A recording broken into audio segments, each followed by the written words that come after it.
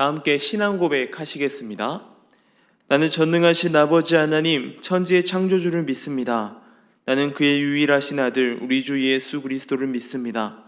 그는 성령으로 잉태되어 동정녀 마리아에게서 나시고 본디오 빌라도에게 고난을 받아 십자가에 못 박혀 죽으시고 장사된 지 사흘 만에 죽은 자 가운데서 다시 살아나셨으며 하늘에 오르시어 전능하신 아버지 하나님 우편에 앉아 계시다가 거기로부터 살아있는 자와 죽은 자를 심판하러 오십니다.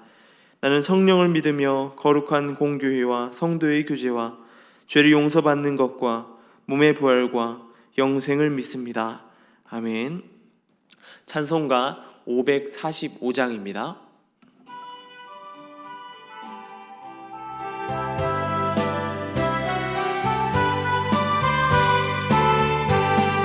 이 눈에 아무 증거 아니 배어도 믿음만을 가지고 선을 걸으며 이 귀에 아무 소리 아니 들려도 하나님의 약속 위에 서리라. 걸어가세 믿음 위에 서서 나가세 의심 버리고 걸어가세 믿음 위에 서서 눈과 귀에 아무 증거 없어도 이 눈이 보기에는 어떠하든지 이미 얻은 증거대로 늘 믿으며 이 맘에 의심 없이 살아갈 때에 우리 소원 주 안에서 이루리. 걸어가세 믿음 위에 서서 나가세 의심 버리고 걸어가세 믿음 위에 서서 눈과 귀에 아무 증거 없어도 주님의 거룩함을 두고 맹세한 주 하나님 아버지는 참 이쁘다. 그 귀한 모든 약속 믿는 자에게 능치 못할 무슨 일이 있을까. 걸어가세 믿음 위에 서서 나가세 의심 버리고 걸어가세 믿음 위에 서서 눈과 귀에 아무 증거 없어도. 아멘. 오늘 함께 올 말씀은 여호수아 6장의 말씀입니다. 여호수아 6장 1절에서 7절 말씀입니다. 여호수아 6장 1절에 7절의 말씀을 제가 봉독해 드리겠습니다. 이스라엘 자손들로 말미암아 여리고는 굳게 닫혔고 출입하는 자가 없더라. 여호와께서 여호수아에게 이르시되 보라 내가 여리고와 그 왕과 용사들을 내 손에 넘겨주었으니 너희 모든 군사는 그 성을 둘러 성 주위를 매일 한 번씩 돌되 엿새 동안 그리하라. 제사장 7은 7 양각나팔을 잡고 언약궤 앞에서 나아갈 것이요 7째 날에는 그 성을 7번 돌며 그 제사장들은 나팔을 불 것이며 제사장들이 양각나팔을 길게 불어 그 나팔 소리가 너희에게 들릴 때에는 백성은 다 큰 소리로 외쳐 부를 것이라. 그리하면 그 성벽이 무너져 내리리니 백성은 각기 앞으로 올라갈지니라 하시매 눈의 아들 여호수아가 제사장들을 불러 그들에게 이르되 너희는 언약궤를 메고 제사장 7은 양각나팔 7을 잡고 여호와의 궤 앞에서 나아가라 하고 또 백성에게 이르되 나아가서 그 성을 돌되 무장한 자들이 여호와의 궤 앞에서 나아갈지니라 하니라. 아멘. 손자병법을 보게 되면 지피지기면 백전 불태다 라는 말이 있습니다. 이 말은 적을 알고 나를 알면 100번 싸워도 위태롭지 않다라는 말입니다. 조선시대 때 임진왜란이 터졌을 때 왜가 무섭게 조선 땅을 점령해 나갔던 이유, 그 이유도 바로 이 말 때문에입니다. 이 전략 때문에인 것이죠. 일본은 조선 땅에 대해서 너무나 많이 알고 있었다라고 하는 것입니다. 하지만 적을 알고 나를 안다고 해도 승리하기는 쉬운 일은 아닙니다. 왜냐하면 그렇게 왜가 조선을 염탐하고 알았지만 결국 조선은 완전하게 점령하지 못하였고 그 때문에 많은 문제들이 발생하였기 때문입니다. 조선에는 이순신이라는 뛰어난 장군이 있었고 외의 상식을 벗어난 선조의 빠른 도피도 한몫을 했습니다. 그리고 조선 곳곳에 의병 활동들이 일어나면서 의병들의 승리함으로 조선 땅 가운데 조선을 지켜낼 수 있었던 이유가 된 것입니다. 그런데 이 지피지기 하여도 승리하려면 큰 노력이 필요한데 이미 승리한 게임에 이기는 것은 어떨까요? 이 코로나로 힘든 시기 가운데 스포츠 채널을 보게 되면 예전에 했던 스포츠 경기들을 많이 보여줍니다. 그러면서 보여주는 경기들이 2002년 월드컵의 경기들 또한 보여줄 때가 있습니다. 그런데 그 중에서도 이탈리아전을 보면 괜히 마음이 졸여지고 떨리기도 합니다. 그런데 더 이상 보면서 마음이 떨리지 않는 것은 바로 그 경기가, 그 눈으로 보고 있는, TV로 보고 있는 그 경기가 이탈리아가 승리가 아니라 대한민국의 승리라는 사실을 알고 있기 때문입니다. 오늘 여호수아는 지피지기가 아닌 지피지기 이상의 이미 승리를 알고 하는 싸움을 하게 됩니다. 2절의 말씀입니다. 여호와께서 여호수아에게 이르시되 보라 내가 여리고와 그 왕과 용사들을 내 손에 넘겨주었으니 여호와 하나님께서는 여호수아에게 여리고 성과 그 왕 그리고 그곳의 군사들을 여호수아의 손에 다 넘겨주었다고, 여호수아에게 넘겨주었다고 말하고 있습니다. 넘겨주겠다라고 말하는 것이 아니라 이미 넘겨주셨다라고 이야기하고 있는 것입니다. 이미 이긴 싸움, 이미 승리한 싸움을 치르기만 하면 되는 것입니다. 그런데 아무리 이긴 싸움이더라 하더라도 전쟁은 전쟁인 것이죠. 이기려면 전쟁을 치르는 준비가 있어야 하는 것이 일반적입니다. 우리가 이미 이긴 경기인 2002 월드컵의 이탈리아전 경기를 봐도 순간 저릿저릿한 것처럼 전쟁인데 오죽하겠습니까? 그런데 2절 이후에 본문에 나오는 이야기들을 보게 되면 머릿속에 조금은 물음표가 생기게 됩니다. 이 여리고성은 이스라엘 자손들이 그 땅을 점점 점령하려고 다가오면 다가올수록 두려워했던 것 같습니다. 1절을 보게 되면 이스라엘 자손들로 말미암아 여리고와 굳게 닫혔고 출입하는 사람이 아무도 없었다고 기록하고 있습니다. 여리고성은 이미 두려워하고 있었던 것입니다. 그런데 그런 상황 가운데 모든 것이 허락된 상황에 하나님께서는 조금 이해되지 않는 방향으로 이스라엘 자손들을 이끌고 가라고 여호수아에게 이야기하고 있습니다.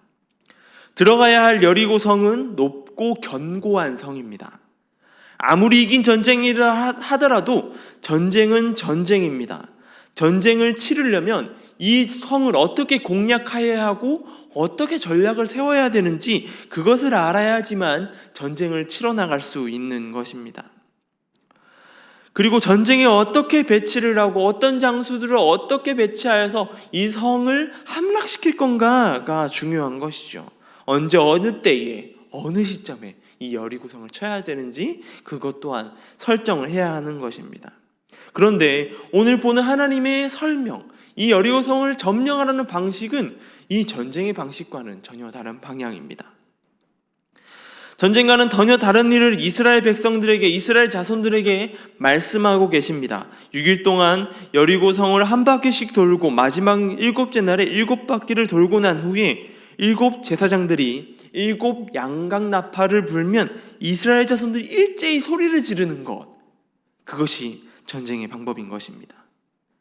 어릴 적부터 오랫동안 본 이 성경 속의 여리고성 점령하는 이야기는 이해할 수 없는 방법입니다. 전혀 이해할 수 없는 방법입니다. 그런데 그 방법을 이 여호수아는 그대로 이행하는 것을 볼 수 있습니다. 우리는 영적 전쟁이라는 거대한 싸움을 해나가는 사람들입니다. 코로나가 전 세계적으로 유행을 하면서 너도 나도 힘든 시간을 보내고 있습니다. 특히 잠잠해질 것 같은 코로나가 대전 지역에 심해지고 있는 것을 보면 우리 마음 가운데 더 암울한 마음이 들기도 합니다. 그런 시간에 영적 싸움이 더욱 심하게 일어나야 하는 것 같습니다. 이런 시간에 하나님께서는 우리에게 말씀하시는 것은 이미 내가 세상을 이기었노라 라고 말씀하고 계시다라는 것이죠. 2000년 전에 이미 십자가상에서 세상에 승리하신 사건으로 우리는 이미 세상을 이겨놓은 것입니다. 그런 세상에 우리는 살아갑니다. 우리는 그 전쟁 가운데 어떤 전쟁을 치르면서 과연 살아가야 할까요? 우리는 우리가 할 수 있는 최선의 일을 해나가는 것입니다. 여리고성을 점령하는 이스라엘 자손들이 할 수 있는 것은 별로 없었습니다. 광야 학교에서 전쟁을 경험하고 여러 가지 일들을 경험하였지만 여리고성은 이제껏 싸워왔던 싸움과는 차원이 다릅니다. 크고 견고했기 때문입니다. 그 정도로 점령하기 어려운 곳이었다라는 사실인 것입니다. 이스라엘 백성들이 달리 할 수 있었던 일이 없었습니다. 하나님은 이런 이스라엘 자손들에게 할 수 있는 것이 무엇인지 보여주십니다. 그것은 언약궤를 앞세우고 그 성을 도는 것입니다. 이스라엘 백성들이 할 수 있는, 이스라엘 자손들이 할 수 있는 최선의 것, 그들이 할 수 있는 최선의 방향으로 인도하신 것입니다. 성경에서는 많은 전쟁에 대한 것들을 볼 수 있습니다. 골리앗 앞에선 다윗은 그가 할 수 있었던 것의 최선의 것들, 그가 할 수 있었던 것 중에 가장 잘하는 것 두 가지를 하게 됩니다. 그 첫 번째는 여호와 하나님의 이름으로 나아가는 것입니다. 그리고 두 번째는 물맷돌을 던지는 것이었습니다. 양을 치면서 목동의 일을 하면서 단련되었던 것을 한 것입니다. 그것이 물맷돌을 던지는 것이었습니다. 베드로는 어떠합니까? 성전 앞에서 구걸하고 앉아있는 안진뱅이에게 그가 한 것은 자신의 최선의 경험을 알려주는 것이었습니다. 자신의 최선의 것을 보여주는 것. 은과 금은 내게 없으나 나사렛 예수의 이름으로 일어나 걸으라 라고 말하는 것입니다. 여러분은 어떠한 모습으로 살아가고 계십니까?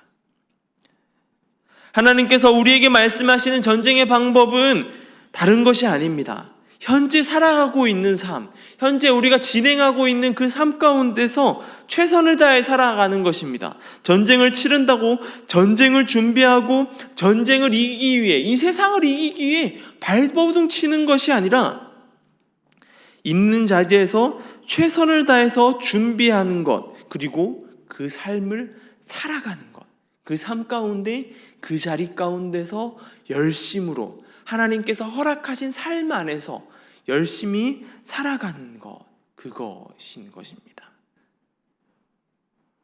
우리 모두가 코로나로 힘든 시간을 보내고 있습니다. 계속된 확진자의 소식이 들려오고 교회 또한 힘든 시간을 보내고 있습니다. 우리는 이런 때에 더욱 기도하여야 합니다. 그리고 있는 자리에서 버티고 묵묵히 걷는 것을 멈추지 말아야 합니다. 하나님의 전쟁, 하나님께 함께 하신 전쟁 가운데 이미 승리하신, 이미 이기신 그 전쟁 가운데 우리가 나아가는 태도는 우리의 삶의 자리, 우리의 허락하신 삶의 자리, 가정, 직장, 교회, 많은 부분 가운데, 그리고 삶의 공동체와의 자리 가운데에서 묵묵히 그 일들을 감당하는 것입니다. 있는 삶의 자리 가운데서 최선으로 걸어가는 저와 여러분 되길 소망합니다. 그 일 가운데에 하나님께서 이미 승리하였으니 너희는 걷기만 하면 돼 라고 말씀하고 계십니다. 그 일 가운데 승리를 쟁취해 나아가는, 그 승리를 이끌어가는 저와 여러분 되길 소망합니다. 그 승리를 만끽하는 우리의 모습 되길 소망합니다. 기도하겠습니다. 하나님 감사합니다. 오늘 삶의 모습 가운데 나타나는 우리의 삶의 전쟁 가운데에, 이 영적 전쟁 가운데에 어떤 전쟁을 치러야 될지 주님 우리가 보며 나아갑니다. 여호수아가 그 큰 여리고성, 점령하기 힘들 것 같고 굳건하게 서 있던 그 여리고성을 점령하는 방법을 허락하셨던 하나님의 방법은 그저 이스라엘 백성들이 그 성을 도는 것이었습니다. 우리 가운데에 그러한 모습으로 걷게 하여 주시옵소서. 삶의 자리 가운데에 세상을 향하여서 굳건하게 묵묵히 걸어가는 삶 되게 하여 주셔서 세상을 능히 이기신 하나님의 말씀을 따라 살아가는 삶 가운데 부족하지 않도록 주님 함께하여 주시옵소서. 그 일 가운데 나아가길 소망합니다. 그 일 가운데 충성됨으로 나아가길 소망합니다. 우리를 붙들어 주시고 함께하여 주시옵소서. 감사합니다. 이 모든 것 우리 주 예수님의 이름으로 기도드립니다. 아멘.